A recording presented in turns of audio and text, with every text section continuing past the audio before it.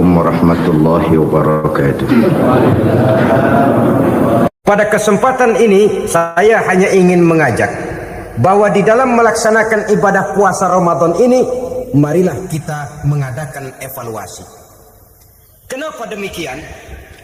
Barangkali secara jujur, walaupun agak berat, saya masih harus berkata, masih banyak di antara kita umat Islam yang di dalam melaksanakan suatu ibadah terjebak dalam rutinitas ritual.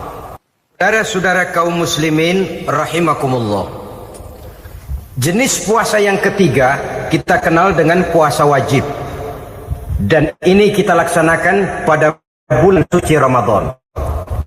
Tentang teknis pelaksanaan ibadah puasa di bulan Ramadan sudah pernah saya bicarakan pada pertemuan tentang Ramadan dan Idul Fitri.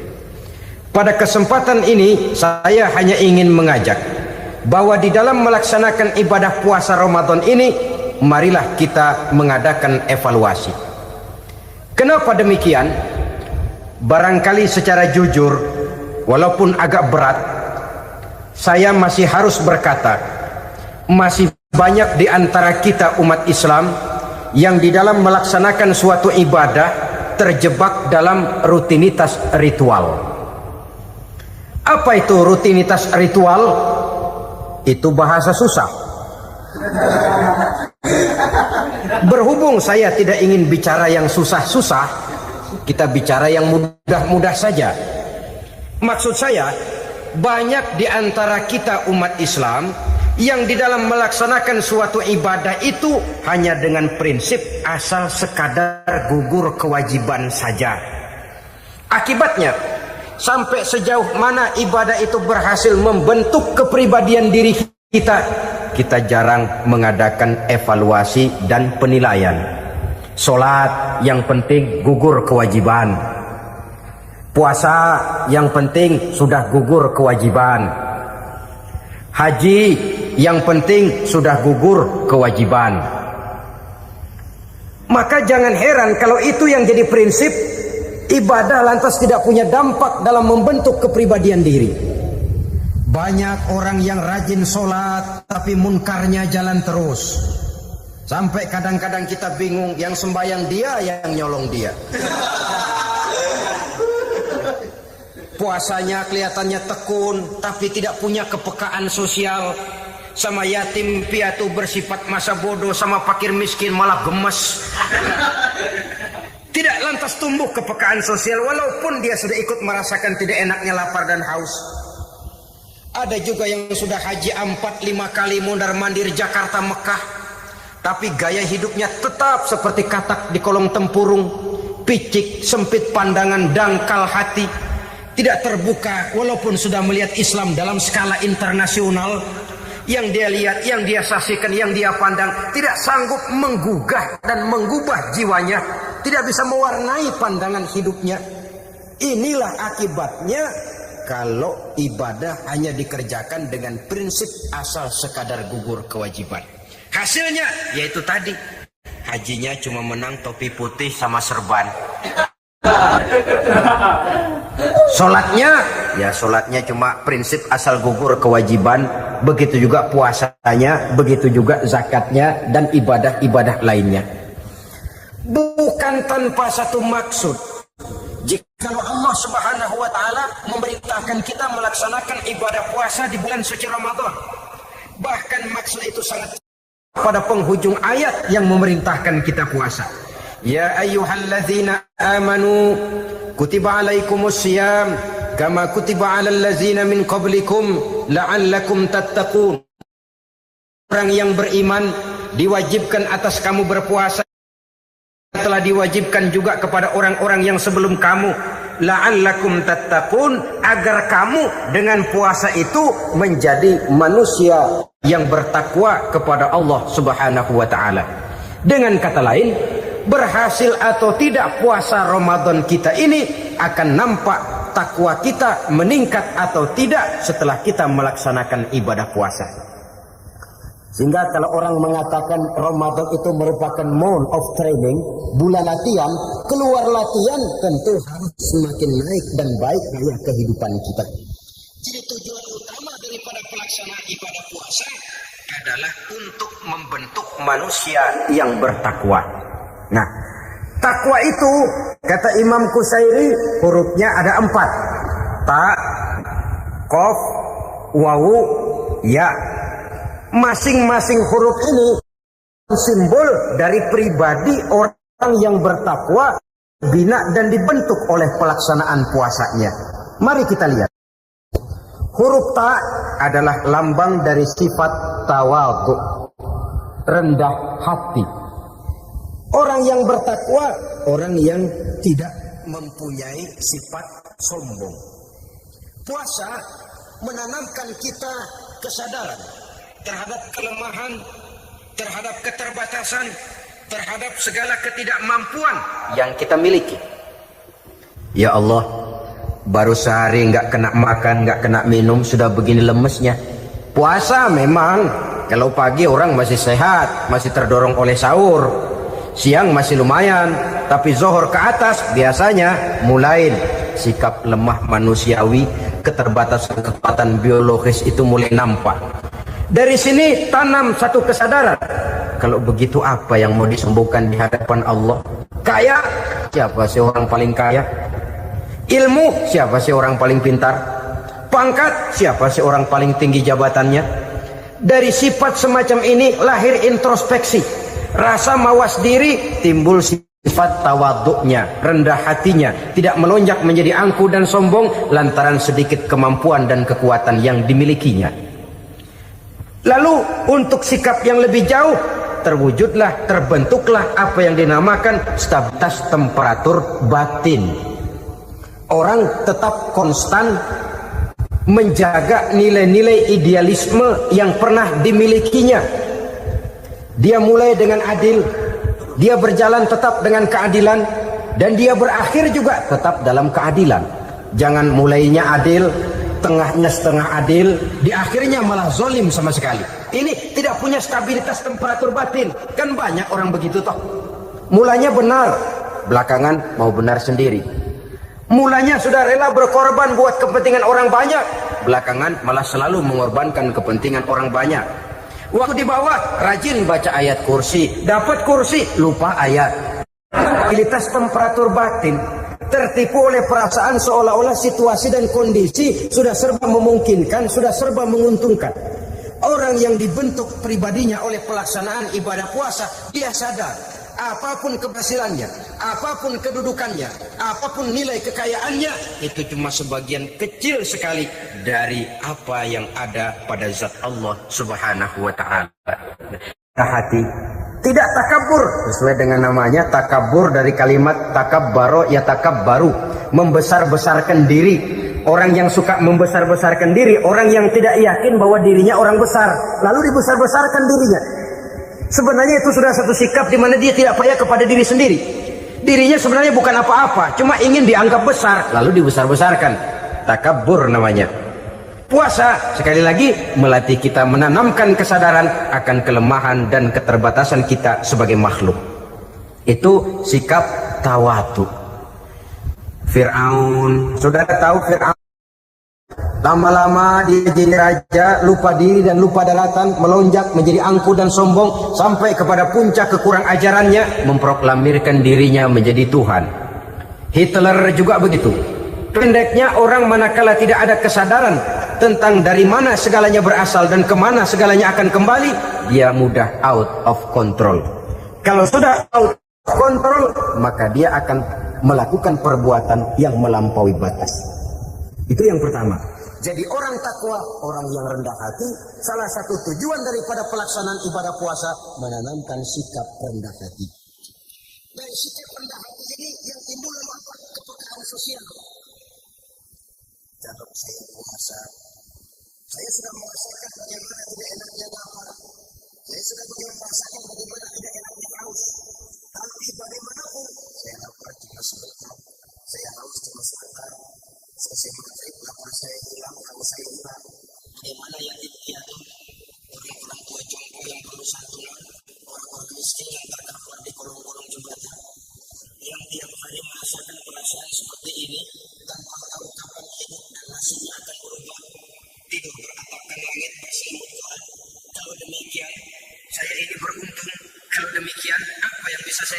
jantung mereka. Kepekaan sosial ini lalu timbul dalam apa yang orang sekarang namakan solidaritas kesetiakawanan sosial. Hidup tidak hanya untuk kepentingan diri dan perutnya sendiri saja, tapi mau menolong, mau membantu orang yang memang memerlukan bantuan dan pertolongan itu sendiri. Jangan setelah tahu lapar tidak enak, haus tidak enak, tapi kita tidak mau tenggang rasa, tidak mau timbang rasa. Begini loh tidak enaknya lapar, begini loh tidak enaknya haus. Ini terjadi pada diri saya masih mampu, masih berbuka puasa. Bagaimana yang tiap hari merasakan seperti ini? Tidak Ramadan, tidak Syawal, tidak Zulqa'dah, tidak Zulhijjah, selalu kelaparan dan kehausan. Dari sana timbul kepekaan sosial. Lalu lahirlah sikap pemurah, dermawan, mau menoleh ke kiri dan ke kanan. Bahkan Al-Quran itu sampai mengancam betul. Ara'aita allazi yukadzibu bid-din fadzalika allazi yad'u al-yatim wa la mendustakan agama. Islam mendustakan Islam. Salat dia tapi mendustakan salat. Puasa dia tapi mendustakan puasa. Siapa mereka itu? Fadzalika allazi yad'u al-yatim. Merekalah orang-orang yang meninggalkan anak-anak yatim. Wa la yahuddu ala ta'amil miskin, dan tidak pernah memberi pertolongan, tidak memerintahkan memberi makan kepada fakir miskin, walaupun dia berada pada posisi dan kondisi yang memang dia mampu. Nah, kalau dia tidak mampu itu lain soal. Dia mampu, dia tahu, dan dia diam saja. Itu termasuk yukadzibu biddin, orang-orang yang mendustakan agama. Berlindung kita kepada Allah, jangan sampai termasuk ke dalam kelompok itu. Yang kedua, saudara, huruf takwa itu qaf. Qaf adalah lambang dari sifat qanaah. Qanaah artinya merasa cukup. Puasa melatih kita untuk bersikap cukup dalam hidup. Kalau kita perturutkan menjelang saat berbuka, menunggu waktu berbuka, istilah orang di Jawa Barat ngabuburit katanya. Kita menunggu saat berbuka, segalanya saja ingin kita beli, segalanya saja ingin kita minum, semuanya saja ingin kita makan. Sebab nafsu sudah begitu berupa, perut sudah sedemikian lapar, kerongkong sudah sedemikian haus, rasanya semuanya saja ingin kita telan. Tapi tahukah kita bahwa setelah maghrib berbunyi, berapa banyak yang kita makan, berapa banyak yang kita minum? Sesuaikah dengan keinginan kita tadi siang? Tadi siang semuanya ingin kita makan, tadi siang semuanya ingin kita minum. Setelah berbuka, berapa banyak yang kita makan, berapa banyak yang kita minum? Itulah kehidupan. Segalanya ingin kita kuasai, segalanya ingin kita punyai. Tapi berapa sih yang benar-benar kita perlukan? Maka orang kaya adalah orang yang hidupnya cukup. Orang miskin hakikat yang selalu merasa kurang. Bagaimanapun besar rumah, banyak uang kita, berpuluh kendaraan kita, kalau hidup selalu merasa kurang, itu artinya kita masih miskin.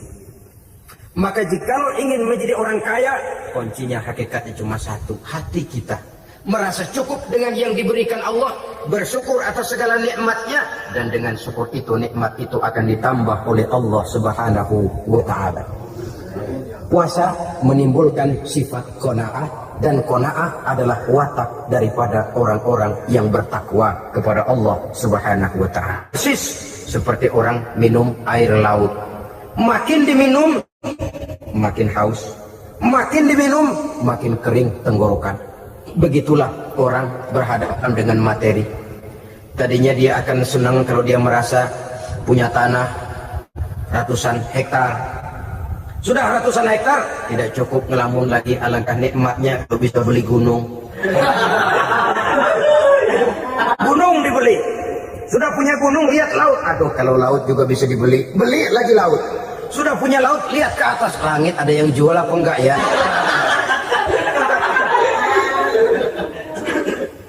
Seperti orang berhadapan dengan air laut yang makin diminum, makin membuat kita haus dan makin kering tenggorokan ini. Maka itu harus dihentikan. Sikap untuk menghentikan itu tidak lain adalah dengan sifat qanaah itu tadi. Merasa cukup dengan apa yang diberikan Allah, mensyukuri nikmatnya. Itu yang kedua. Yang ketiga, pada kalimat takwa ada huruf wawu. Wawu adalah simbol dari sifat wara dengan ain. Wara, orang yang terpelihara dirinya baik dari yang syubhat, lebih-lebih dari yang haram. Syubhat, saudara tahu, barang yang remeng-remeng. Tapi sungguh pun remeng-remeng, kira-kira persentasenya 70-30. 70% haram, 30% kemungkinan halalnya. Maka yang syubhat lebih baik dijauhi daripada diambil. Orang yang punya kepribadian wara, dirinya terpelihara, jangankan dari yang haram, dari yang syubhat saja dia sanggup menjaga dan memelihara dirinya. Oleh karena itu saya heran, kalau orang di bulan Ramadan dia sanggup menjaga diri di waktu siang dari jenis makanan yang halal, dari jenis minuman yang haram. Ada tahu nganggur di meja siang, enggak dia makan. Ada air teh nganggur di meja siang, enggak dia makan, padahal itu jenis makanan dan minuman yang halal. Tapi ketika datang maghrib, dia berbuka dengan makanan yang dibeli dari uang yang dihasilkan dengan cara yang haram. Bukankah itu sesuatu yang terbalik? Bukankah dengan demikian sudah tidak lagi menimbulkan sikap yang bisa memelihara dan menjaga kepribadian diri? Orang yang membiasakan diri terpelihara dari yang syubhat apalagi yang haram, maka baik yang dipakainya, yang diminumnya, yang dimakannya, terdirilah dari barang-barang yang baik yang dihalalkan oleh agama. Wara. Kemudian yang keempat, pada huruf kalimat takwa ada huruf yakin. Huruf ya, simbol dari sifat yakin. Orang yang puasa dibentuk kepribadiannya mempunyai satu keyakinan yang tangguh. Dan keyakinan adalah ciri daripada orang yang takwa. Kita lihat, yang dipanggil melaksanakan ibadah puasa ini kan iman. Karena memang sulit untuk melaksanakan puasa kalau tidak iman yang jadi dasar. Setidaknya seperti sudah pernah saya sampaikan, ibadah puasa ini memang sulit terkena penyakit show. Kalau kita sholat barangkali terangsang karena kelihatan orang lain. Kalau kita pergi haji mungkin jadi sugesti karena orang banyak tahu. Kalau kita bayar kita jadi terangsang karena banyak orang lihat. Tapi kalau sudah puasa, puasa itu kan yang tahu cuma kita dan Allah saja. Ya, kita sholat, orang lain lihat, kita jadi rada semangat. Kita pergi haji, orang lain banyak ngantar, kita semangat. Kita bayar zakat, orang lain banyak saksikan, kita bersemangat. Tapi kita puasa, siapa yang mau nyaksiin kita puasa? Siapa yang mau memuji kita puasa? Siapa yang mau menyanjung kita puasa? Itu cuma urusan kita dan Allah. Oleh karenanya, dasar daripada pelaksanaan ibadah yang harus tenggorokan segalanya jadi nikmatan. Tidak ada kerja yang lebih indah selain kerja yang didasarkan kepada satu keyakinan bahwa yang kita kerjakan itu adalah sesuatu yang benar. Dalam hal ini, sesuatu yang diperintahkan oleh Allah Subhanahu wa Ta'ala kepada kita. Saudara-saudara kaum muslimin rahimakumullah, demikianlah titik evaluasi kita. Jangan berpuasa hanya dengan prinsip asal sekadar menggugurkan kewajiban saja, yang akan berakibat Ramadan tahun ini berakhir begitu, Ramadan terjebak menjalani rutinitas ritualnya saja. Bahkan kadang-kadang yang nyata betul, Nabi menganjurkan tingkatkan ibadah pada 10 hari yang akhir di bulan Ramadan. Tanggal 20 sampai akhir Ramadan. Yang kita praktekkan malah kegiatan ibadah kita justru menurun pada 20 Ramadan yang akhir. Coba lihat 20 Ramadan ke atas. Itu pasukan tarawih paling kelas 60-70 tahun ke atas. Kemana yang lain? Sudah berpikir menghadapi lebaran, berpikir pulang mudik, berpikir macam-macam. Akibatnya konsentrasi ibadah lalu buyar. Dianjurkan Rasul, tingkatkan ibadah pada 10 hari yang terakhir. Kita malah makin ke akhir, makin lancip.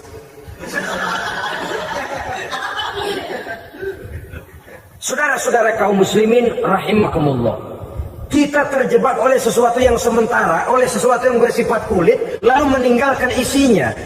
Padahal jikalau kita tidak mengisi Ramadan dengan kegiatan ibadah, berarti kita tidak keluar dari Ramadan dengan jiwa yang baru, yang sudah ditempa oleh pengalaman ibadah di bulan Ramadan. Artinya kita tidak kembali kepada fitrah, kesucian seperti saat kita dilahirkan. Lalu kalau kita tidak kembali kepada fitrah, apa yang mau kita rayakan pada Idul Fitri itu?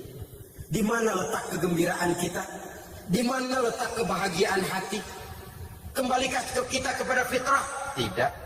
Benarkah puasa yang kita kerjakan? Kelihatannya juga tidak. Adakah dampak dari pelaksanaan ibadah dalam pribadi kita? Tidak. Kadang-kadang Ramadan selesai malah teriak merdeka.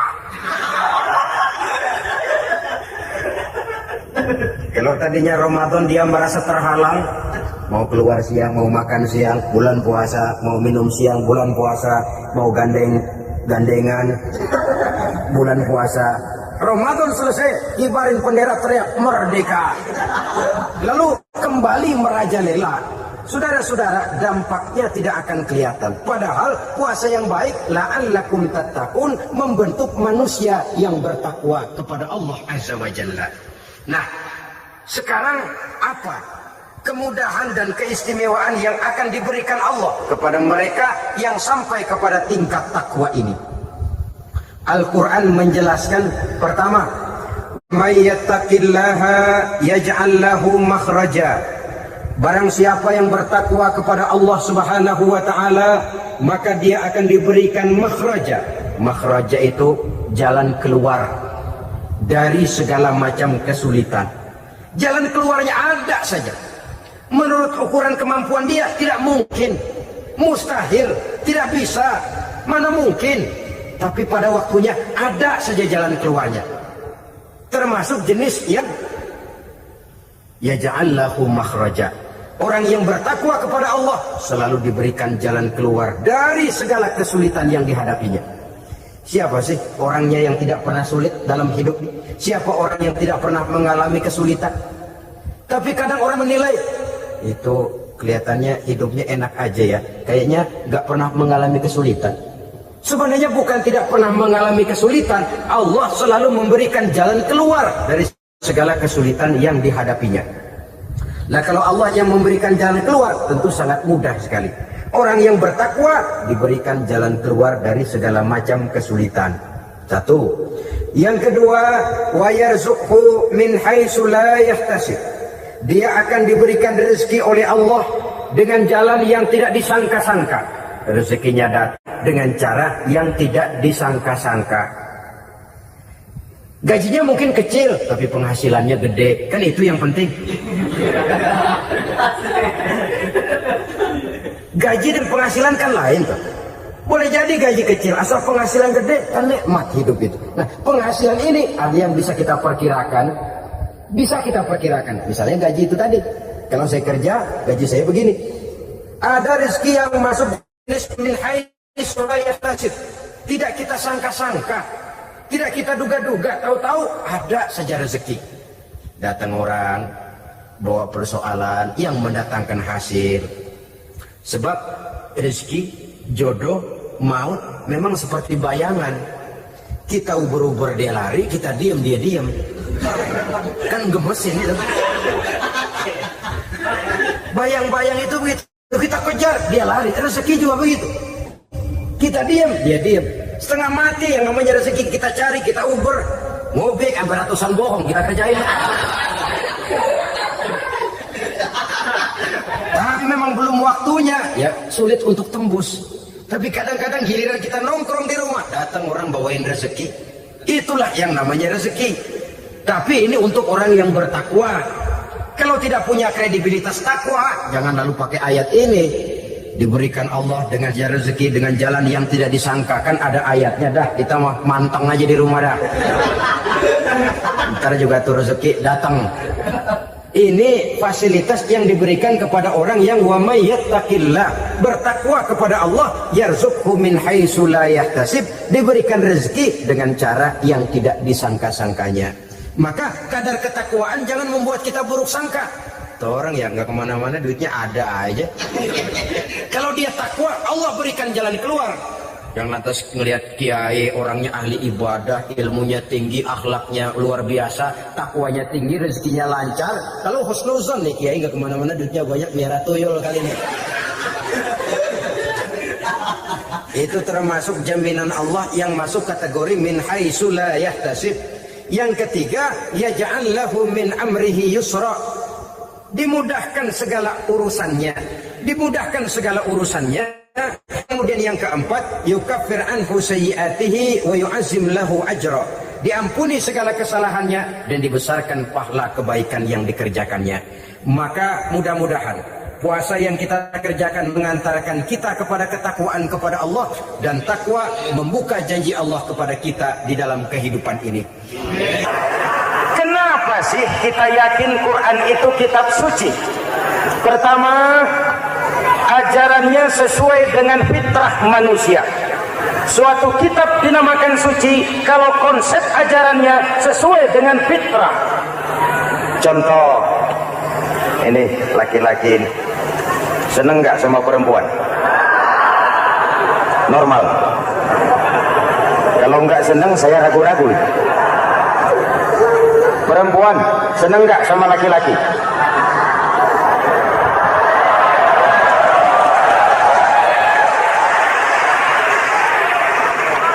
Ini fitrah. Laki-laki suka perempuan, perempuan suka laki-laki. Quran memahami itu. Hai laki-laki, kau senang dengan perempuan. Hai perempuan, kau suka dengan laki-laki. Oke, lewat sini, lewat pintu yang disebut nikah. Kalau kitab suci melarang nikah, itu bertentangan dengan fitrah manusia. Maka dalam Quran, mulai dari umat sampai ulama dan segala profesi dianjurkan nikah. Kalau kiai tidak boleh nikah, saya pilih mengundurkan diri, Pak.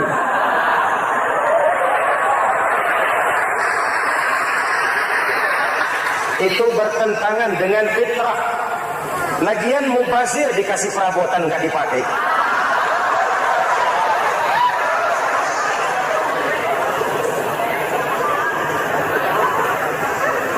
Fitrah. Contoh lagi, manusia perlu makan. Kalau ada kitab suci menyuruh puasa terus dari pagi sampai sore sampai malam sampai pagi lagi, eta teh kitab gelo.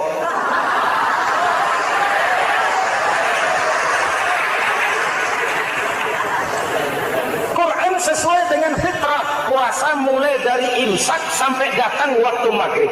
Puasa ngebleng dari pagi sampai sore sampai malam merusak kesehatan. Malam berpuasa boleh bergaul dengan istri. Kenapa? Fitrah. Kalau siang tidak boleh, malam tidak boleh, sebulan penuh panas kepala.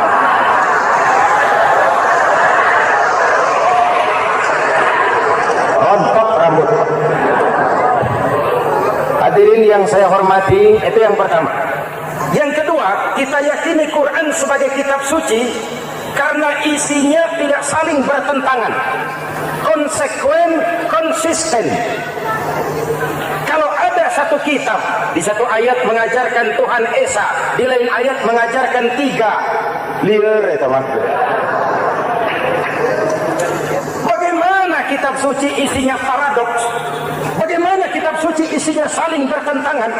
Di ayat manapun sekali Quran berkata Allah itu Esa, selamanya Esa. Isinya tidak saling bertentangan. Lalu yang ketiga, kita yakini Quran kitab suci karena dia bersih dari intervensi manusiawi. Sejak turunnya Al-Quran menantang, jikalau kamu ragu terhadap Quran yang kami turunkan kepada hamba kami Muhammad, kamu anggap itu cuma bikinan Muhammad. Kalau Muhammad bisa, kamu tentu bisa. Baik, bikin satu surah semacam Al-Quran. 14 abad yang lalu tantangan ini turun dan sampai malam ini belum terjawabkan. Pak, barangkali tidak ada yang mau coba. Banyak. Antara lain Musailamah Al-Kazzab. Dia mencoba membuat menandingi Al-Quran. Dia buat satu surah namanya surah Al-Fil. Bunyinya begini, bikinan Musailamah. Al-Fil. Wa mal-fil. Wa ma adraka mal-fil. Lahu khurtumun tawil. Wa lahu zail. Sudah berbentuk syair. Isinya apa? Al-Fil, gajah. Wa mal-fil, apakah gajah itu? Wa ma adraka mal-fil, tahukah kamu apa itu gajah? Lahu khurtumun tawil, dia punya belalai panjang. Wa lahu Uzail dan dia punya ekor. Gak usah turun ayat begituan, orang tahu.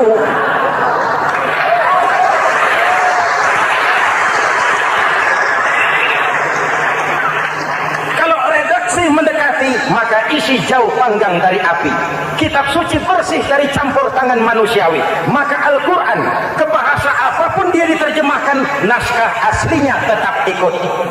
Dia boleh diterjemahkan ke bahasa Sunda, bahasa Jawa, bahasa Padang, bahasa Inggris, bahasa Jerman, bahasa Belanda, naskah aslinya tetap ada.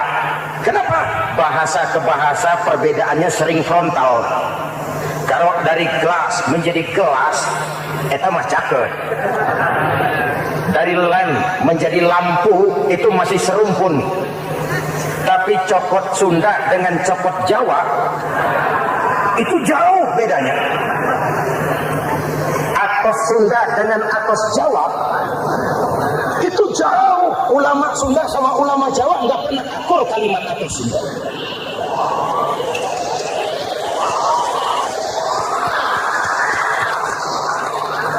Inilah kebenaran janji Allah. Inna nahnu nazzalna dzikra wa inna lahu lahafizun. Kami yang turunkan Al-Quran, kami yang akan menjaganya. Ribuan orang hafal Al-Quran. Lalu apa pesan-pesan misi utama Al-Quran? Pertama, menegakkan tauhid. Ini yang lebih dahulu. Membentuk kualitas sumber daya manusia dengan menanamkan nilai-nilai keimanan. Membebaskan dari ketergantungan kepada benda. Ya ayyuhan nasu u'budu rabbakumul ladzi khalaqakum. Hai manusia, Tuhanmu yang perlu kau sembah hanyalah Tuhan yang telah menciptakan kamu. Jangan menyembah Tuhan yang tidak pernah menciptakan kamu.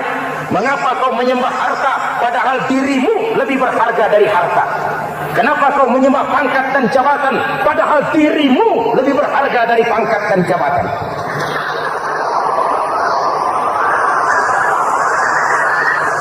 Diajak rasio berpikir, Tuhanmu yang perlu kau sembah hanyalah Tuhan yang menciptakan kamu.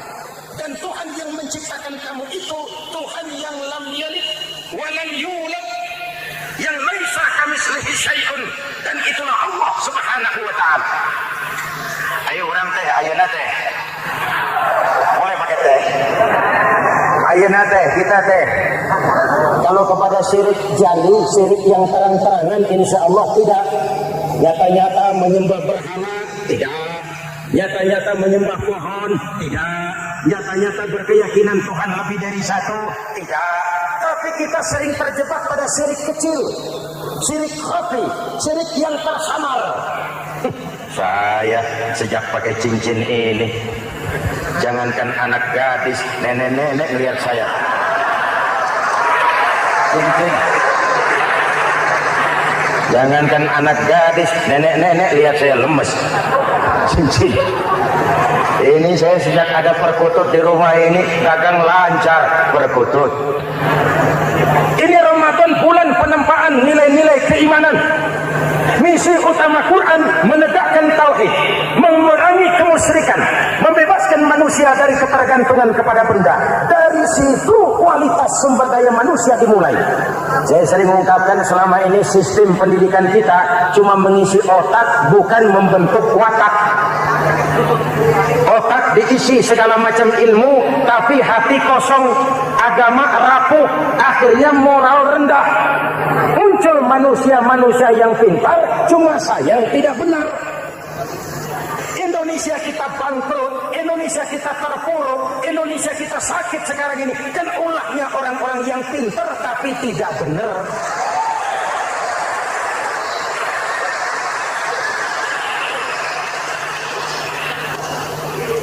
Dan kalau saya bicara kayak begini, ini bukan pidato politik, ini nurani politik naon kadut.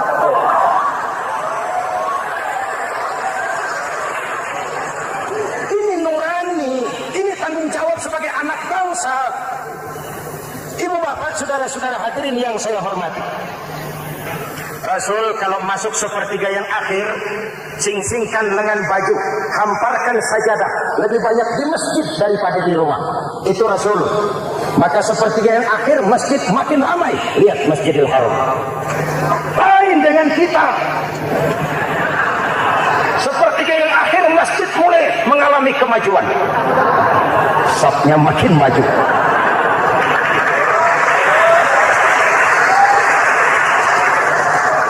Pasar ramai, terminal beludak. Padahal sepertiga yang akhir itu puncak. Padahal di situ nilai tambah. Dan anggap ini Ramadan terakhir yang diberikan Allah kepada kita. Kenapa? Memang tidak ada jaminan tahun depan ketemu Ramadan lagi.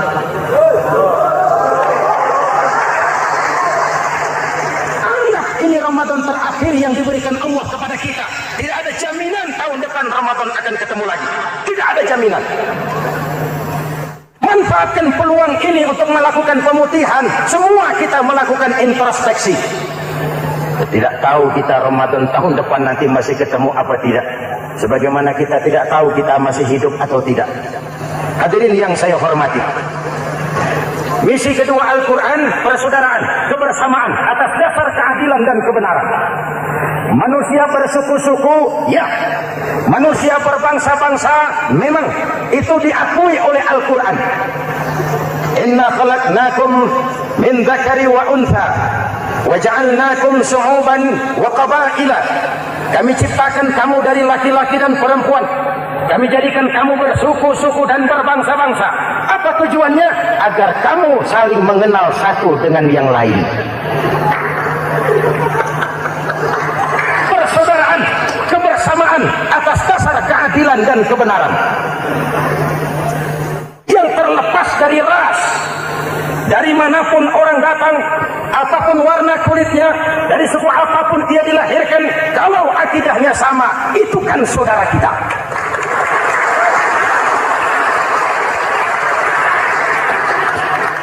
Seperti di masjid, kita tidak peduli dari mana kita datang.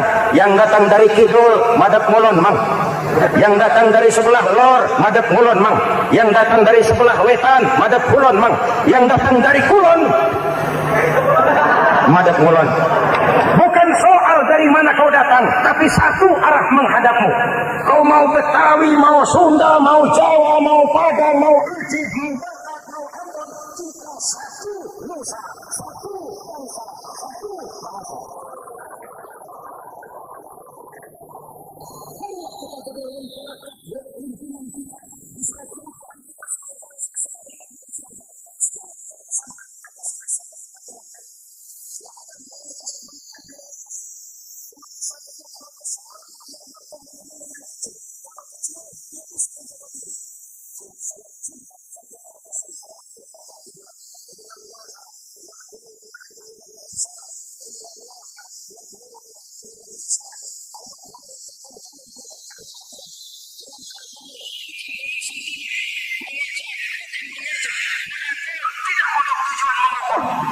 Kalau sebagai bangsa kita utuh, kompak dan bersatu, saya yakin kita akan bisa mengatasi kesulitan-kesulitan sekarang ini.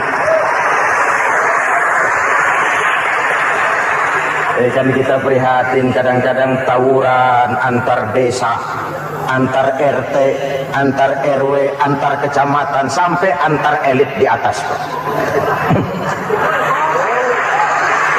Makanya saya ulang lagi pesan ini. Kalau elit di atas tawuran, jadilah penonton yang baik. Saudara-saudara kaum muslimin yang saya cintai, kita prihatin, kita seakan tercabut dari akar budaya kita sebagai bangsa. Kenapa kita yang berfalsafahkan Pancasila, kenapa kita yang berketuhanan yang Maha Esa tiba-tiba jadi beringas dan brutal? Ada maling ayam ketangkap, disiram bensin, dibakar hidup-hidup. Kok kita bisa begitu? Street justice, pengadilan jalanan mulai tegak. Iyalah kita tidak puas dengan kerja aparat kita, tapi jangan main hakim sendiri. Ini negara, bukan hutan.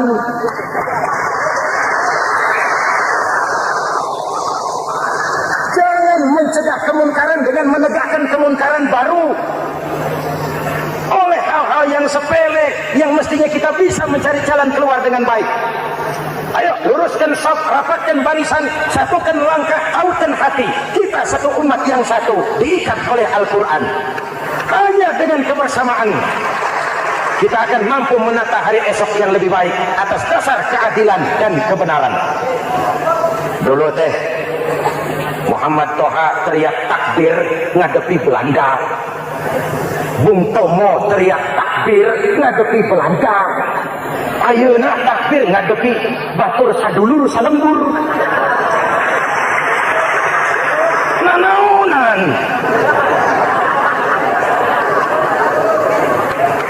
Bung Tomo teriak takbir, Muhammad Toha teriak takbir, yang dihadapi jelas penjajah Belanda.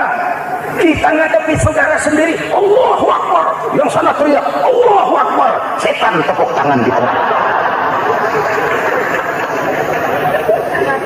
Yuk, kita rukun yuk. Kita kompak yuk. Kita bersatu yuk. Kita pulang yuk. Ini misi kedua. Misi yang ketiga, Al-Quran membebaskan manusia dari gaya hidup sekuler. Quran mengingatkan, awas bung, ada hidup sesudah mati, ada akhirat sesudah dunia. Lebih untung orang yang percaya akhirat daripada yang tidak. Paling tidak hidupnya normatif. Contoh, saudara yakin akhirat ada, lalu saudara hidup baik-baik, menjauhi yang munkar, meninggalkan yang haram, saudara sujud, puasa, jihad, lalu saudara mati. Setelah mati ternyata akhirat tidak ada. Tidak ada begitu. Paling kurang kita sudah dicatat sebagai orang baik. Sebaliknya, saudara tidak percaya sama akhirat, lalu hidup seenaknya, judi, mabuk, zina, itu orang, korupsi, tenggelam dalam kemungkaran, lalu mati. Setelah mati ternyata akhirat ada. Baik, mana kalian? Lebih untung orang yang percaya akhirat ketimbang yang tidak. Hidupnya ada keren. Iya Pak, saya pengen banyak uang, tapi kalau main judi nanti di akhirat bagaimana? Iya, saya pengen jadi orang kaya, tapi kalau korupsi nipu orang, buka peternakan tuyul, nanti di akhirat bagaimana? Gaya hidup yang berkeseimbangan. Ada hidup sesudah mati dan ada akhirat sesudah dunia. Yang keempat, Quran membebaskan manusia dari belenggu kebodohan. Quran ayat yang pertama turun sudah berkata, Iqra, baca, kamu jangan jadi bodoh. Kebodohan menimbulkan kemiskinan, kemiskinan mendekatkan kepada kekufuran. Yang kelima, ini kado buat ibu-ibu. Quran mengangkat harkat, derajat dan martabat kaum wanita. Sebelum Quran turun, sebelum Islam datang, nasib wanita sangat menyedihkan. Dilahirkan hanya untuk melahirkan. Kalaupun berperan, peranannya tidak lebih segitiga. Dapur, sumur, kasur. Kasur, sumur, dapur. Dapur, sumur, kasur. Wanita dilecehkan, sekadar alat pemuas nafsu. Datang Islam, Rasul teriak, An-Nisa imadul bilad. Wanita adalah tiangnya negara. Jikalau baik wanita, baik negara. Jikalau rusak wanita, hancur negara. Karena wanita, negara jaya. Betul?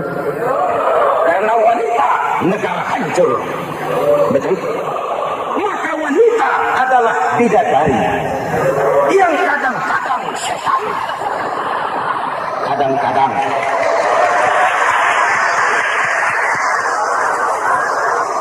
Kami yang hadir di sini bidadari semua. Ibu bapak, saudara-saudara hadirin yang saya hormati. Lalu bagaimana sikap kita terhadap Al-Quran? Quran sendiri menjelaskan, "Tsumma awrathnal kitaba alladzina istafaina min ibadina." Kemudian kami wariskan kitab Al-Quran yang kami pilih buat hamba-hamba kami yang terpilih. Luar biasa. Umatnya umat pilihan, Rasulnya Rasul pilihan, kitabnya pun kitab pilihan. Kami wariskan Al-Quran kepada hamba-hamba kami yang kami pilih. Bagaimana sikap mereka setelah menerima Al-Quran? Terbagi tiga. Pertama, وَمِنْهُمْ ظَالِمٌ لِنَفْسِهِ. Di antara mereka ada yang setelah menerima Al-Quran lalu zalim kepada dirinya sendiri. Diterimanya Al-Quran dengan lidahnya, tapi ditolak dengan perbuatannya. Mulutnya menjunjung Al-Quran, perbuatannya menginjak Al-Quran. Quran bilang ke barat, dia pergi ke timur. Quran bilang ke selatan, dia berangkat ke utara. Quran bilang haram, dia terjang. Quran bilang halal, dia tidak mau. Orang seperti itu tidak zalim kepada Allah, tapi zalim kepada dirinya sendiri. Mudah-mudahan kita yang termasuk golongan ini. Amin. Yang Yang kedua, wa minhum muqtasid. Di antara mereka ada yang menerima Quran 50-50. Separuh-separuh. Yang enak dilaksanakan, yang berat ditinggal. Padahal pada sisi lain Quran mengajarkan masuklah ke dalam Islam secara total. Kafah, jangan separuh-separuh. Ini watak munafik. Kalau dilihat Islam menguntungkan, rame-rame teriak Islam. Ketika diminta berjihad, diminta berkorban, diminta zakat, rame-rame mengundurkan diri. Saya bangkrut Pak, saya miskin Pak, saya pailit Pak. Mental itu dalam awal-awal Baqarah dijelaskan. Kullama adha'a lahum masyaw fihi wa idza adlama 'alaihim qamu. Kalau terang mereka berangkat, kalau gelap mereka mandek. Itu ciri orang munafik beragama. Kalau Islam menguntungkan, rame-rame teriak Islam. Ketika diminta berjihad, berkorban, berjuang, rame-rame mengundurkan diri. Muqtasid. Golongan yang ketiga, ini yang ideal. Wa minhum sabiqum bil khairati biiznillah. Di antara mereka ada yang setelah menerima Al-Quran lalu berlomba-lomba mengamalkannya, berlomba-lomba melaksanakannya. Jangan sampai yang baca Quran dengan suara merdu dapat piala, yang mengamalkan Quran dengan konsekuen dapat penjara.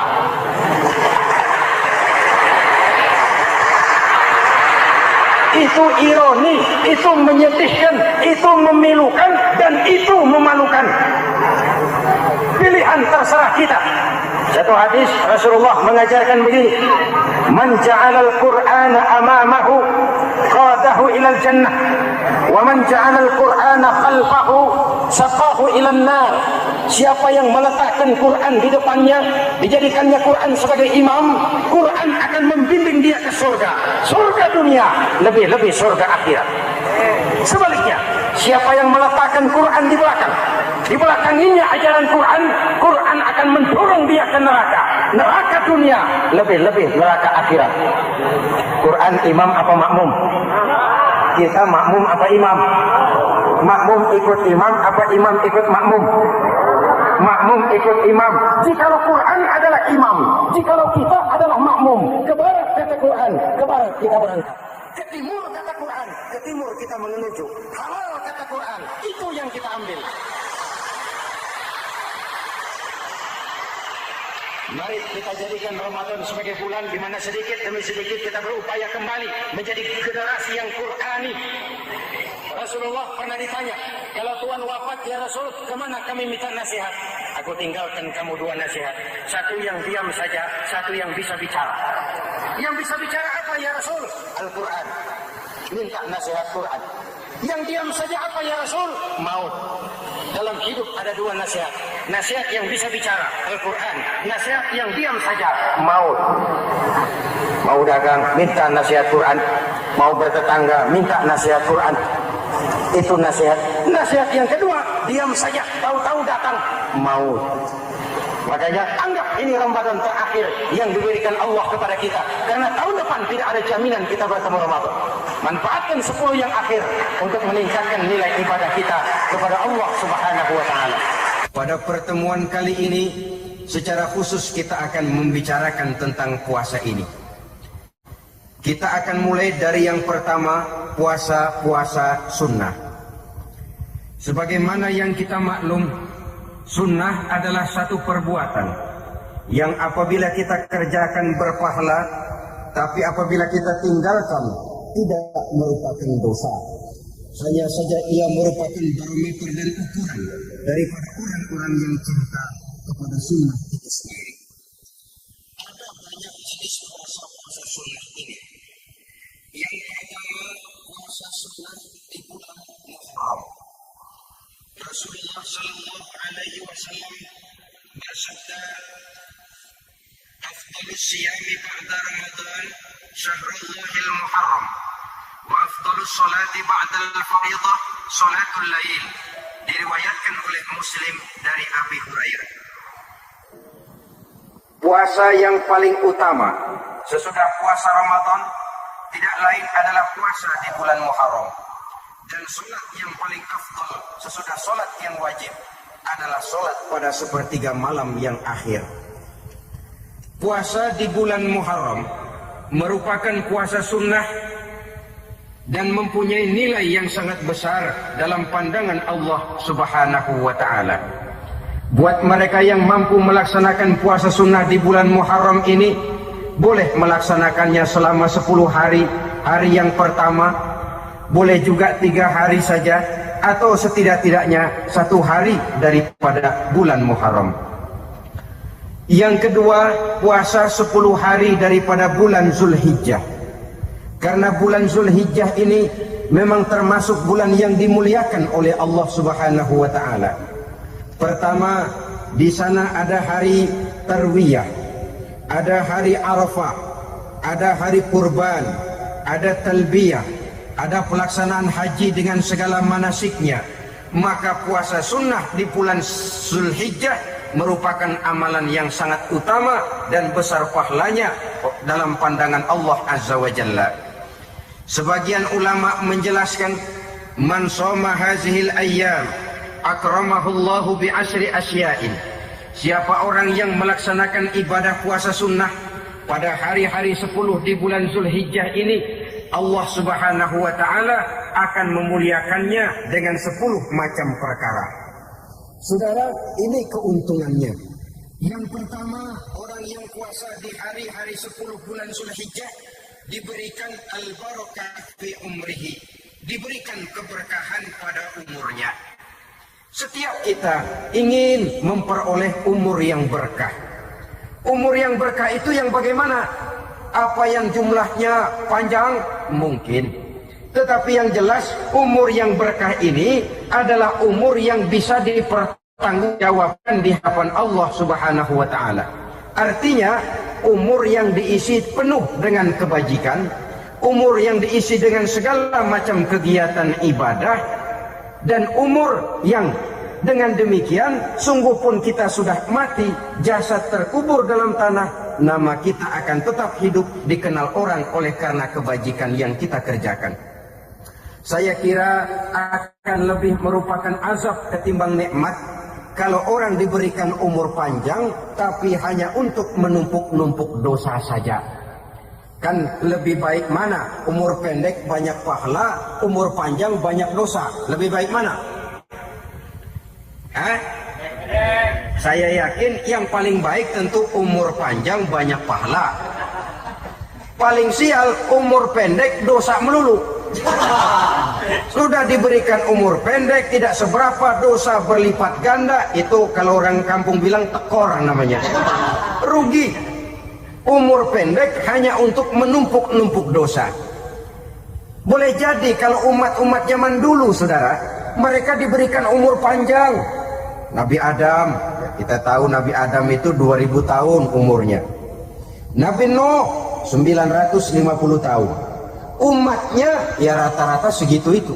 Nah, kalau mereka misalnya punya umur 800 tahun, lalu 200 tahun mereka melakukan dosa, kan masih punya restan 600 tahun untuk taubat. Karena umurnya diberikan jatah panjang. Kita ini oleh Allah Subhanahu wa Ta'ala, umat Nabi Muhammad ini umurnya pendek-pendek. Kalau nyontoh Nabi 63 tahun saja. Kalau diberikan 70 tahun umur kita sekarang, itu sudah dapat jatah lebih 7 tahun. Alhamdulillah bahwa Allah memberikan saat-saat, waktu-waktu, tempat-tempat yang punya nilai istimewa, sehingga umur yang pendek ini bisa bernilai panjang, nilai ibadahnya bisa bernilai pahala seperti umat yang berumur panjang dahulu itu. Karena itu manfaatkan umur dengan baik, dan salah satu keberkahan daripada umur akan datang dengan melaksanakan ibadah puasa sunnah. Ini yang penting. Yang kedua, az-ziyadatu fi malihi, berikan tambahan hartanya. Menjadi umur kaya hati setidak-tidaknya. Karena dengan tekun dan rajin melaksanakan ibadah puasa yang segera tertanam dalam jiwa seseorang, merasakan cukup di dalam kehidupan. Itulah dia orang yang paling kaya, orang yang hidupnya paling cukup. Kalau orang sudah merasa cukup dalam hidupnya, maka itulah dia orang yang kaya. Saudara-saudara kaum muslimin rahimakumullah, puasa sunnah memberikan tambahan harta, usahanya berkembang, Dengan demikian membawa keberkahan, hartanya makin bertambah, akan menunjang ibadahnya kepada Allah, lebih memantapkan dan membawa ketenangan dalam hidupnya. Itu termasuk berkahnya melaksanakan puasa sunnah itu. Yang ketiga, al-hifzu fi iyalihi, diberikan penjagaan, perlindungan terhadap keluarganya. Anaknya sehat, sanak famili dan handai tolannya terjaga dan terpelihara dari segala malapetaka, dari segala mara bahaya. Kesehatannya terjamin dan terpelihara. Itu sudah merupakan modal yang sangat besar di dalam kita mengarungi kehidupan. Sebab rasanya sulit untuk bahagia. Duit kita banyak sekali. Usaha kita selalu mendatangkan untung yang berlipat ganda. Tapi sebentar-sebentar anak kita sakit, yang ampek, yang korengan, yang kena musibah, tak karu-karuan sakit, berobat sampai jutaan rupiah. Itu kan sudah tidak membawa kebahagiaan. Uang masuk yang begitu banyak jumlahnya, habis akhirnya untuk berobat saja. Sebenarnya hitung-hitung ya seri-seri juga. Usaha berhasil, duit banyak, habis untuk berobat. Lah sama juga saudara-saudara. Jadi dengan demikian, biar duit kita banyak, asal keluarga pada sehat saja, udah enak bener ya.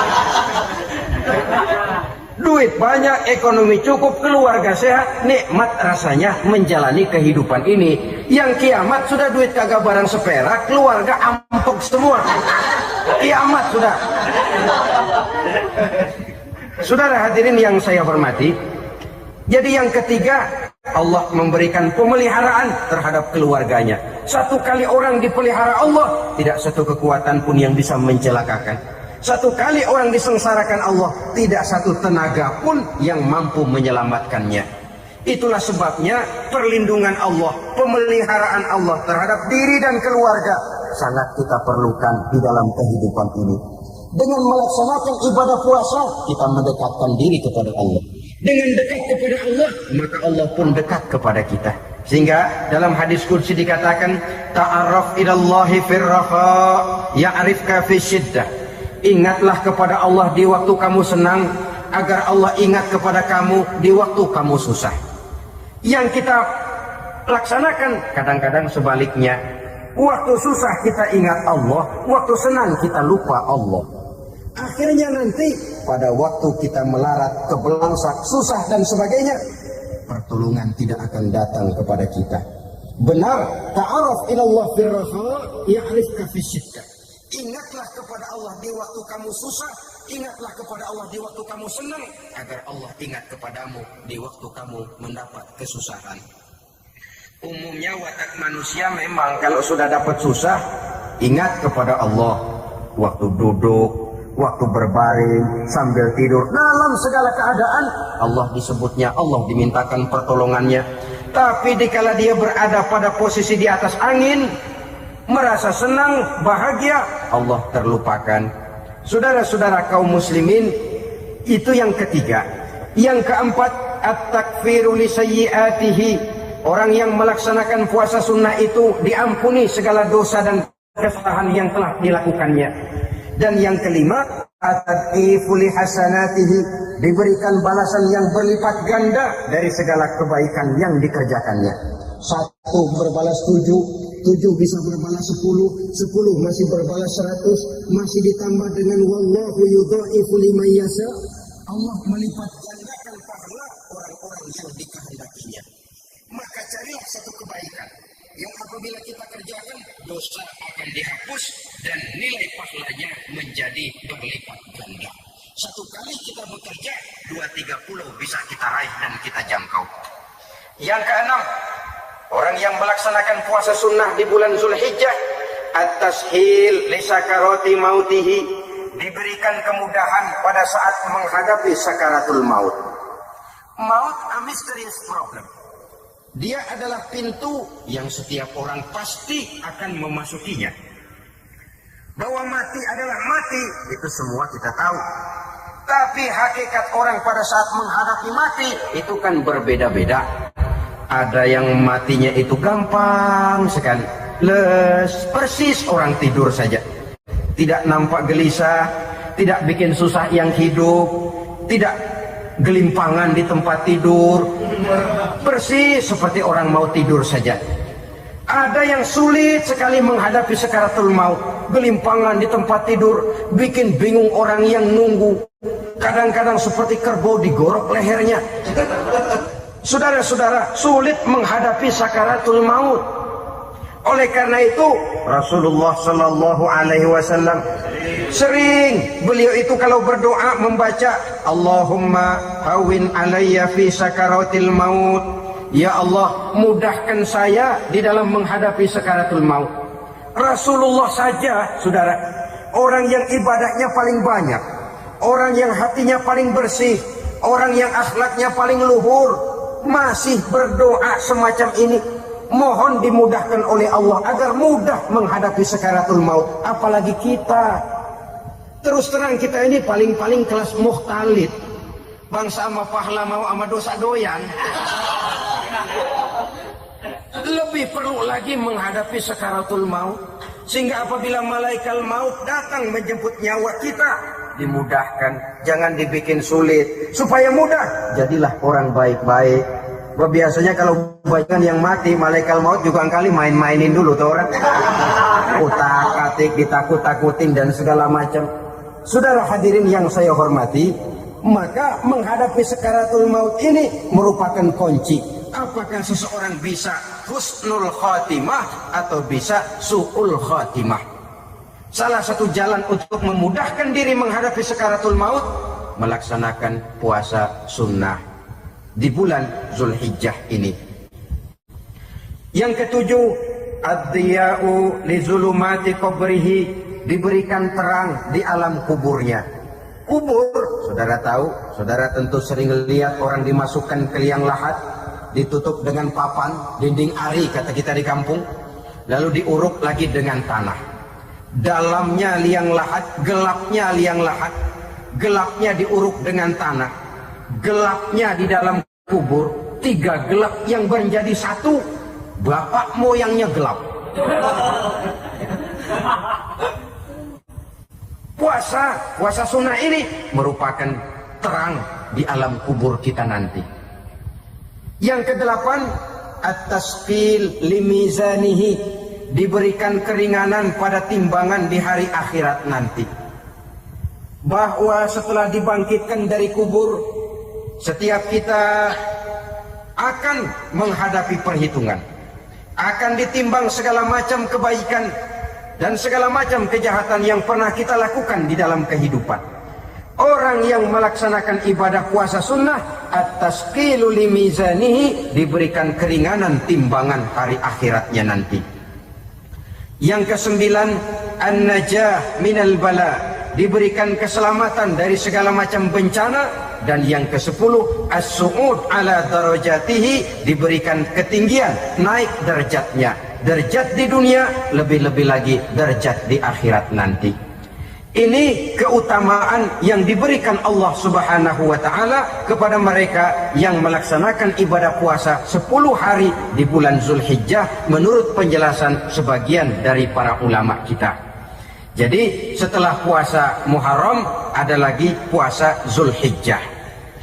Kemudian puasa sunnah yang ketiga, puasa sunnah pada hari Senin dan hari Kamis. Apa sumber hukumnya? Diriwayatkan oleh Imam Muslim dari Abi Qatadah. Rasulullah Sallallahu Alaihi Wasallam ditanya tentang puasa pada hari Senin. Kenapa Rasul melakukan itu? Beliau menjawab, zalika yaumu wulidtu fihi wa yaumu bu'istu au unzila alayya fihi. Hari Senin itu adalah hari di mana aku dilahirkan dan hari di mana aku dibangkitkan. Wahyu pertama turun kepadaku pun pada hari itu. Maka sunnah melaksanakan puasa pada hari itu.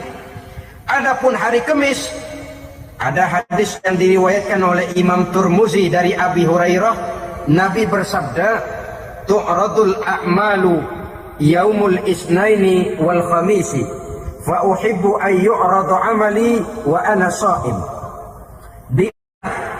Disetor amal setiap manusia pada hari Senin dan pada hari Kamis. Maka aku ingin, kata Nabi, agar pada saat amalku disetor itu aku sedang puasa. Jadi malaikat itu menurut riwayat ini mencatat dan menyetorkan catatan amalan seseorang pada hari Senin, hari Kamis. Tiap hari Senin amalan kita disetor oleh malaikat. Catatan terakhir tentu yang sedang kita kerjakan. Sehingga yang masuk daftar, saya tinggalkan orang ini, dia sedang puasa. Karena naik catatan amalnya pada hari Senin. Kamis diangkat lagi, catatan paling akhir, saya tinggalkan orang ini, dia sedang puasa. Itu makna fa uhibbu ayyurada amali wa ana shaim. Aku senang kalau pada saat amalku disetor, catatan paling akhir aku lagi puasa. Satu keistimewaan. Alangkah celaka tiap amalan disetor kita sedang berbuat jahat. Senin, Kamis, teler, mabok, judi. Tiap amalan disetor catatan akhirnya saya tinggalkan si fulan lagi teler. Laporan Senin. Kamis laporan lagi, saya tinggalkan si fulan lagi mirip kartu. Saudara hadirin yang saya muliakan, alangkah jeleknya catatan kita. Oleh karena itu sunnah puasa pada hari Senin dan hari Kamis. Ini amalan sunnah saudara-saudara. Dan oleh karena ini amalan sunnah, sebagian ulama memberikan penjelasan, walaupun lupa niat, kalau sudah malam itu lupa niat, boleh niatnya sudah siang puasa sunnah ini. Dengan catatan dari pagi belum makan apa-apa. Malam saudara lupa, tahu-tahu ingat ini hari Senin, ini hari Senin. Dah jam 10, niatlah jam 10 itu. Sah puasanya asal dari pagi belum makan apa-apa. Tapi kalau sudah dapat 2 piring baru niat, jam 10 itu lain, ngojek namanya. Jadi puasa sunnah yang ketiga, puasa pada hari Senin dan hari Kamis. Yang keempat, puasa jenis sunnah yang keempat, puasa 6 hari di bulan Syawal. Diriwayatkan oleh Imam Muslim dari Abi Ayyub bahwa Nabi bersabda, "Man shoma Ramadhana summa atba'ahu sittan min Syawal, kana kasyamid dahri." Barang siapa yang berpuasa di bulan Ramadan, kemudian diikutinya dengan 6 hari di bulan Syawal, maka dia seolah-olah seperti orang yang berpuasa 1 abad lamanya. Allahu Akbar. Demikian besar keuntungannya. 6 hari di bulan Syawal sama dengan orang yang berpuasa 1 abad lamanya. Ini fadailul a'mal sudah.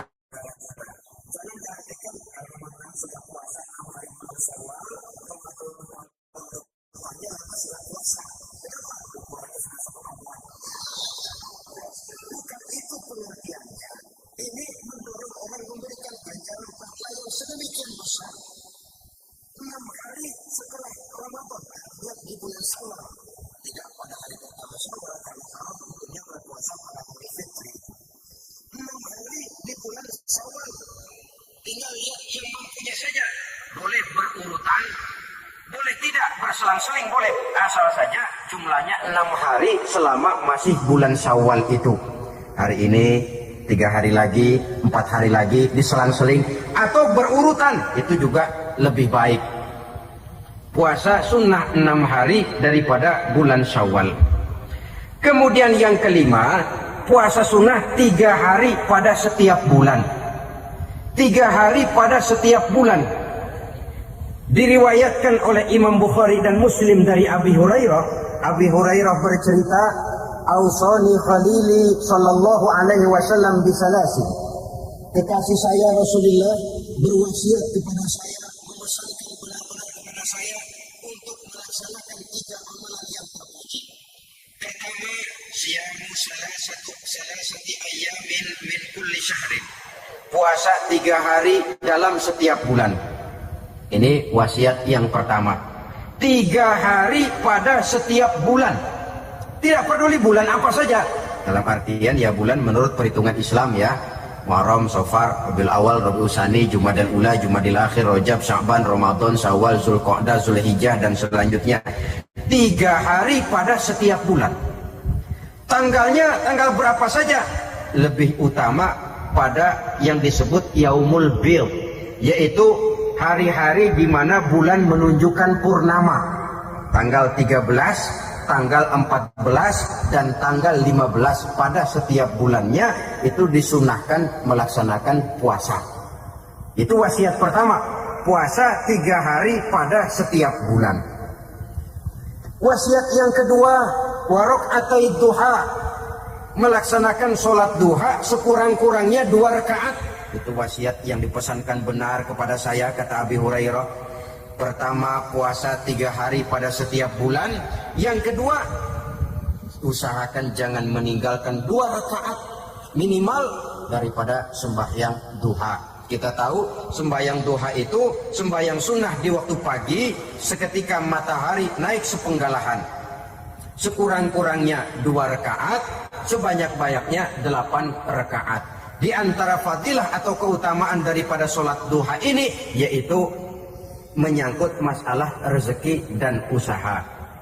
Kemudian wasiat yang ketiga, wa an utira qabla an anama. Beliau sangat berwasiat kepada saya untuk sholat witir sebelum tidur. Artinya sholat malam sebagai amalan sunnah di dalam kehidupan kita. Jadi saudara-saudara, dalam hidup ini kita akan selalu berbentur dengan keperluan. Kalau pada satu saat kita sudah sampai kepada tahap berpikir ini keperluan saya, tentu hal-hal semacam ini akan kita kerjakan. Kita belum tergerak melaksanakan ini semua oleh karena barangkali kita merasa belum memerlukannya. Karena itu marilah kita berusaha di samping melaksanakan puasa yang wajib juga melaksanakan puasa yang sunnah di dalam kehidupan kita. Ini jenis puasa-puasa yang sunnah. Kemudian yang kedua, ada macam puasa yang disebut puasa nazar. Hukum pelaksanaannya wajib apabila nazarnya sudah terwujud.